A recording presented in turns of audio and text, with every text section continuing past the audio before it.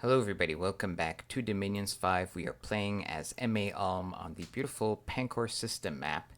And it is turn 23, and we now have the answer to the mystery of what was going on in this game diplomatically. As you can see, we are being attacked by East, and by Relay, and by Abyssia, and by Oceania.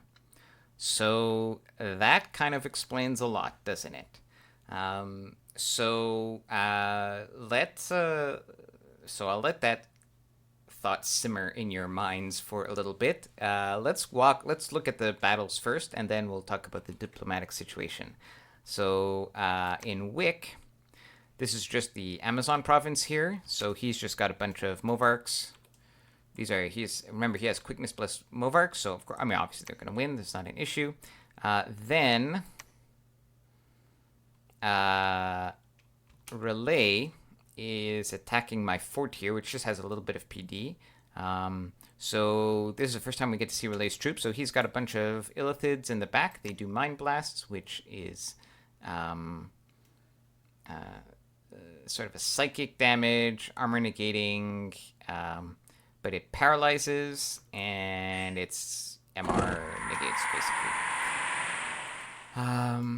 And this is his Pretender, the Uttervast. So, he's actually got Nature 7, Astral 4. I thought it was the other way around. So yeah, I think he's got a Regen Bless, but this is not his Dominion, so it's not active. Anyways, this is a weird Pretender chassis. So you can't put any items on it. It has 2 steel strengths, 4 mind blast attacks. It is amphibian. It's got I think he cast Barkskin. That's why it's susceptible to fire. Naturally, it's shock resist, poison resist, cold resist. It is a magic being. It is ethereal. It has damage reversal, so it's kind of like the blood vengeance. It is blind and spirit sight, and it has teleport and blink. So teleport is like world map, and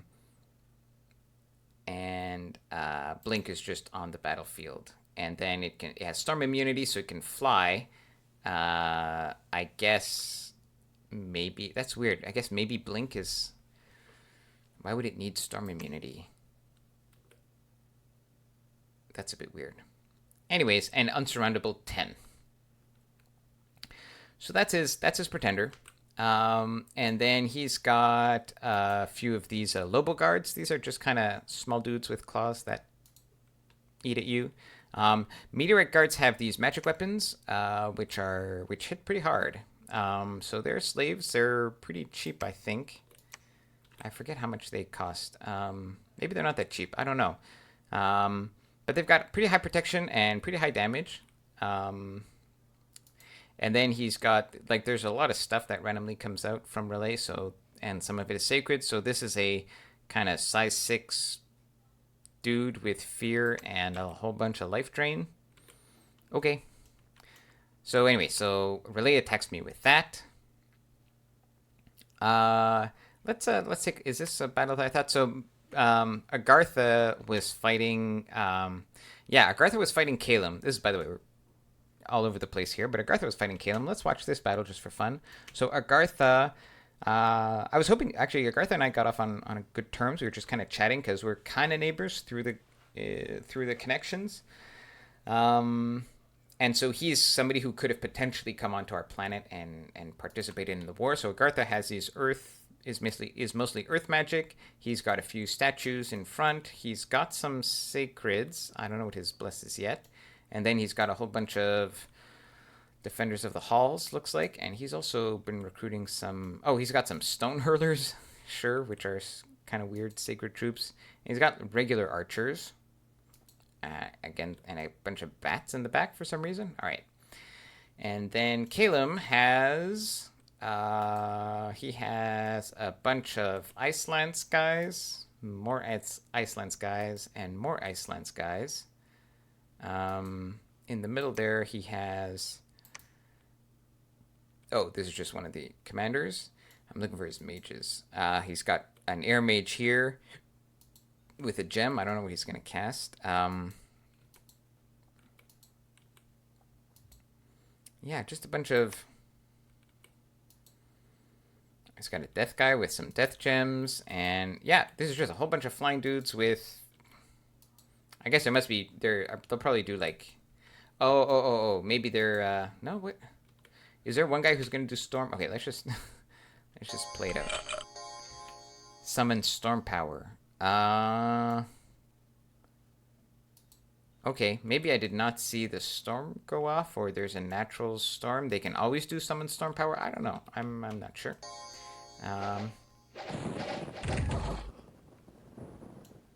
But oh yeah, there's a storm.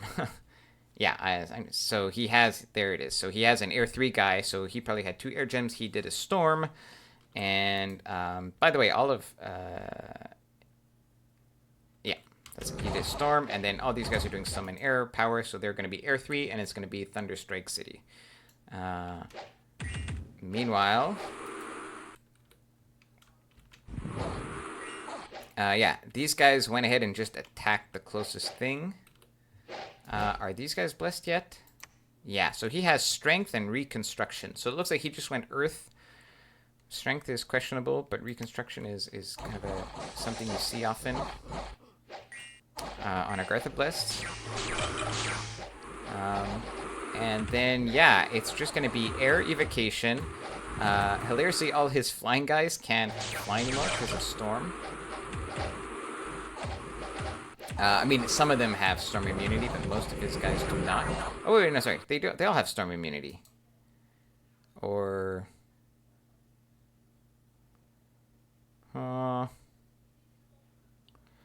So I feel kind of silly here. I thought that...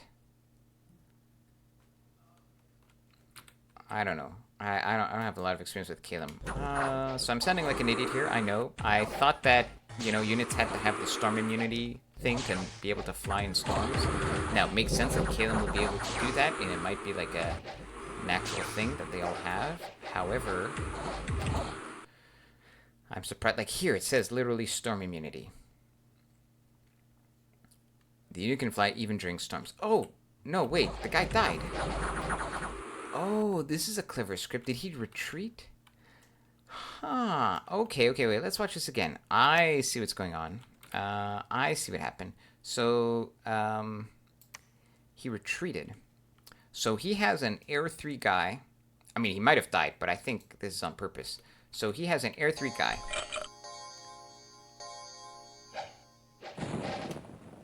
So the timing is really good on this. So they do storm. He does he does storm. They do summon storm power, right? Then, and it works like kind of on the same turn. Then he gets out of there, right? He retreats. As soon as he retreats, the storm goes away. And his guys got to buff air. And now these guys can fly again. And they just go and attack rear. That is really cool. I had not realized that's what he'd done. That is a clever... Well done. That's nice. That's a nice scripting. So yeah, this is an epic alpha strike because these are lances, so they have charge bonus for first strike, and they're flyers. So they decimate all the commanders. Just everything gets shredded. That is a really cool script. Yeah, so Calum destroys Agartha here. I mean, destroys it completely. Now, he lost 20 dudes. And he kills everything. Yeah. Well done. That was nice. Okay, back to what's going on here. So, he tries to take this province back, but we've still got a ton of dudes here. So, looks like we invested a little bit in PD also. So, I guess he was hoping that we had moved all our guys. But obviously, we haven't moved all our guys, so we kill him. I mean, I guess this was friendly fire or something. Then, Gray Barrier. We don't have a lot left. Surprisingly, he has pumped a lot of PD in here. Oh no, or he's recruited like barbs, and anyways, he's got a lot of stuff here, which is kind of weird. But he's got, importantly, he's still got this guy with the skull face. And so actually what's happened is, I think he moved over the mountains, because I kind of lost track of this guy. Anyways, unfortunately, this is actually enough to take my guys on, because I don't have anything that can deal with the Skele spam.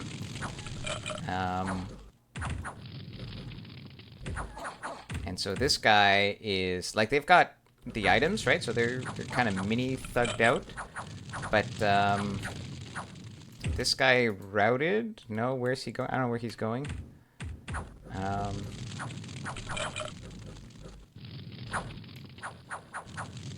Where is he going back here? I don't know, that was weird.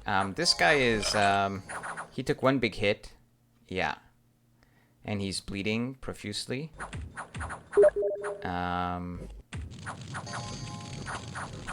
And so, yeah.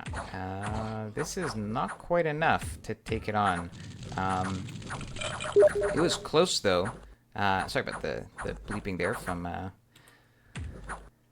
Steam. Yeah, the overlay shouldn't show up, which is good, but there's a bit of sound coming through. Yeah, this is like a really close fight, but this commander dies, and then, like, we just don't have any mage support, and he actually has decent mage support. Plus the Skele spam here is what basically does us in. As you can see, right? Because my guys are running into fatigue issues. And that's it. So we actually do not get this province. And then in yeah, we take this province back. He just had some PD here, so not much happening there. Okay, this is work in oh, this is Oceania. So by the way, Oceania has these Afroi who are wait, maybe he doesn't have any here. He just I mean, they're kind of like bad cavalry. So yeah, Oceania is kind of like amphibious cavalry is the theme. So whatever, we didn't have much there. Then so this is frustrating because so they've all attacked me on this turn. My god is in this province. This is the throne province, and he's there site searching. So maybe I was a little greedy there, site searching, before I understood the diplomatic lay of the land. So again, he's got these guys here to help with siege strength, and obviously these guys are going to kill whatever is there. And then we take back this other province in our cap circle. Yeah, there wasn't much here, but also he didn't have much, and we actually have mage support, right? So even though he's got some mages, our mages are better.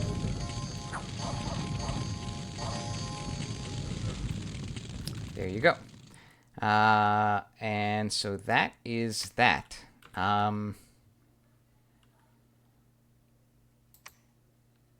right. I think...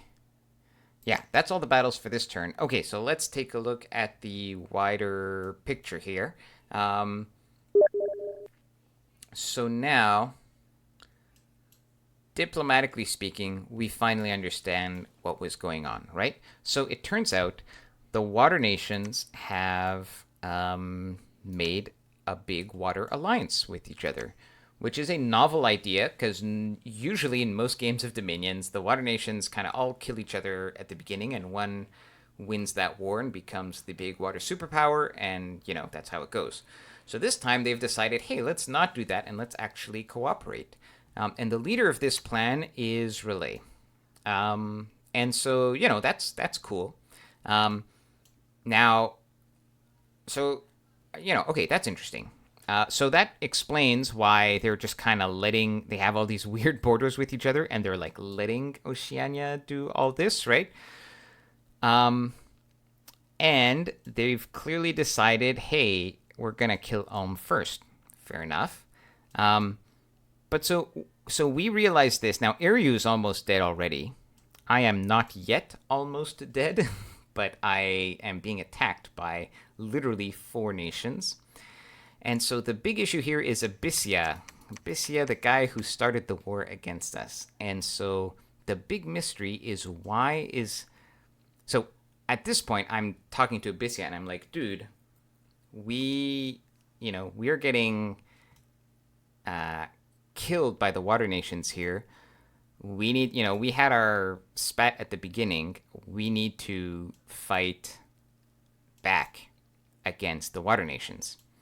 Now, I'm still really mad at Abyssia for kind of continuing, right, to fight me here. And I kind of, look, you do what you got to do, but, like, I need this province. So at this point, he's saying, like, he's kind of justifying his war against me, saying that this was his province all along. So I'm like, look, right now I'm being attacked by everybody. I need this province for a few more turns because I need to get my troops all the way up here because I see this stack of shit and I need to get my army up here so that I can clear off, so I can defend my forts up here. And I just have almost, like, I've given up, like, on, I don't know, like, Abyssia doesn't seem to be, he kind of sends some mixed signals. He's kind of like, yeah, maybe we need to fight off against the water nations, but it's, at this point, I don't know what the deal is with Abyssia yet. I do know that the water nations have some kind of alliance, right? And their idea is to somehow carve all of us up. That doesn't mean that I can't try to break up the water alliance, right? But that is certainly the state of affairs right now. So what are we doing this turn? We are moving. We're going to need all the dudes we can get. So these guys had died at some point or had routed at some point in one of the Ulm battles. So we're going to pick them up. We are going to rally over here. Right now here, my guys are doing like move. Oh, yes. So this is a mistake. This guy's patrolling, but these guys are all on move, and they should be on move patrol because they're just going to end up inside the fort, and I want them to be on the outside of the fort. So that is a mistake. In other words, I want them to patrol against relay. Meanwhile, this army is just going to come here and then join them over there. Unfortunately, I have forts, so, like, yes, it's under siege, but I have a few turns to get there.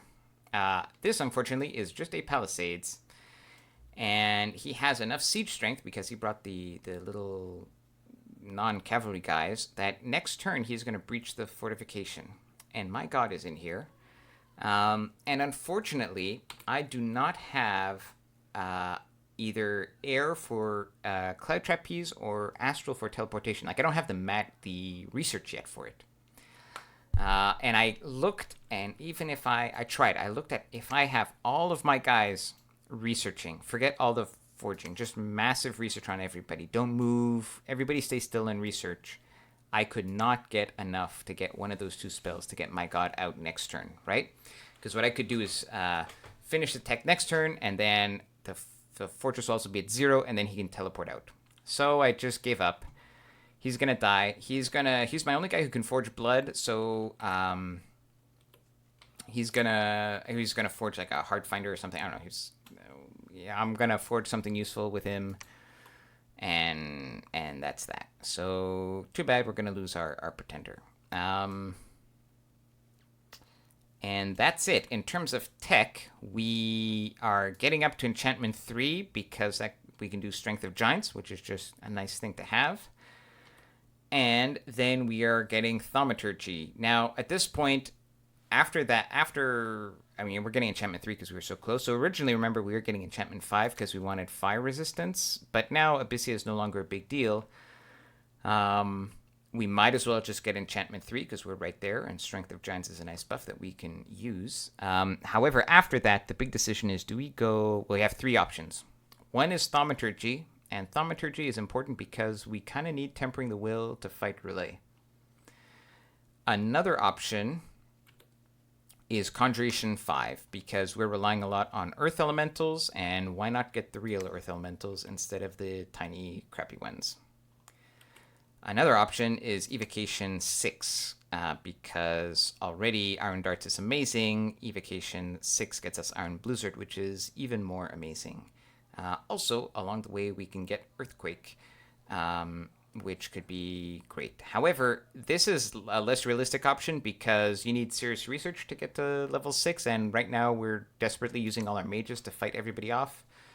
So I've just queued up Thaumaturgy for now.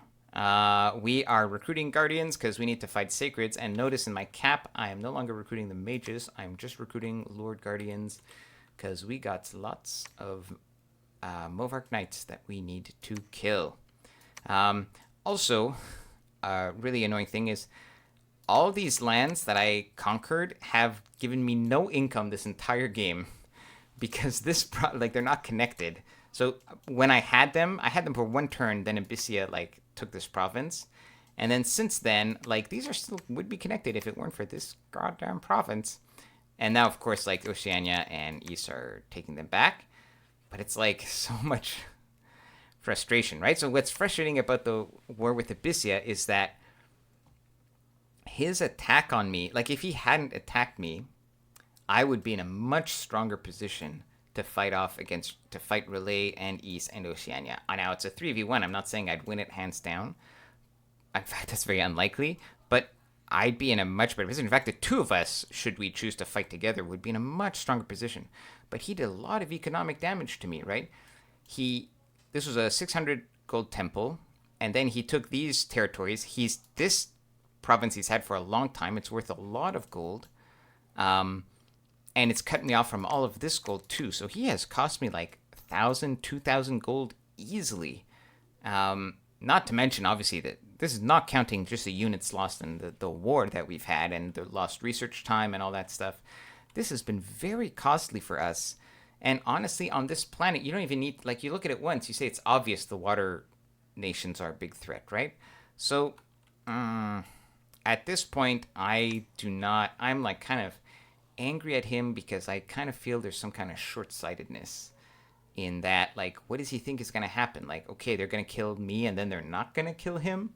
And so, anyways, at this point, that's kind of my mindset. I'm kind of a little exasperated at this whole situation because it's all right, Abysia attacked us, we kind of fought him off. Now we got to deal with these guys who are attacking us. We got to fight them off too.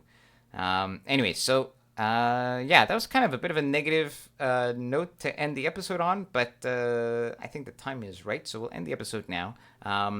We are now officially in a 1v4. So go us. Like I said, I've already spoiled this. We do not win this game. As you can imagine, we're fighting a 1v4. And, sometimes just diplomatically things don't work out. And here there's a water alliance that's decided they're going to kill us. However, we've had some good battles already. We had the good fights against Abysia.